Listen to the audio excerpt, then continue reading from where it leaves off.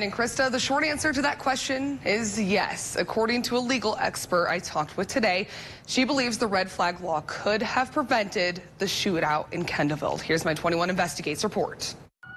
Nearly 11 hours of gunfire coming from an upstairs apartment in Kendallville. The shooter, 60-year-old Michael Emmons, died by his injuries after police ended the standoff. It's clear that there's disturbing patterns of conduct. He leaves threatening notes. He's trespassing at area schools. Our 21 Investigates team obtained 10 complaints detailing Emmons' prior run-in with the law.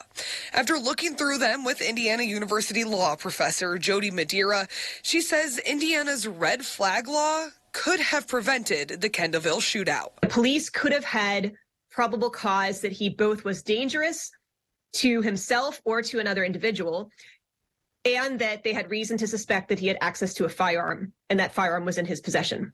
The red flag law says once a person is deemed dangerous to themselves or others, they cannot possess, own, rent, buy, or sell a firearm. And so I think this is obviously a case where police knew that he had access to weapons, and it was foreseeable that he would use those weapons, to basically carry out an event very similar to, unfortunately, one that happened. Here's what Madeira says police could have done. After receiving the 10 complaints over the last 2 years, they can submit them to the prosecutor's office.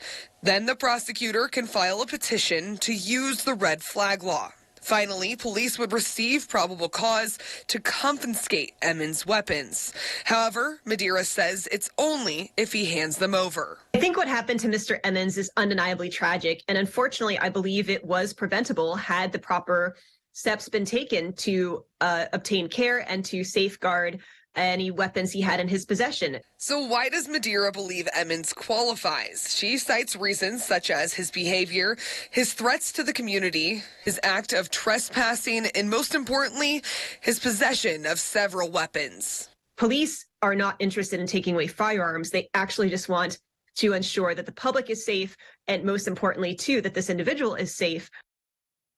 So did the Kendallville Police Department consider using the red flag law? I sent a request to the police chief, but we're still working to get in contact with him. I'll keep you updated.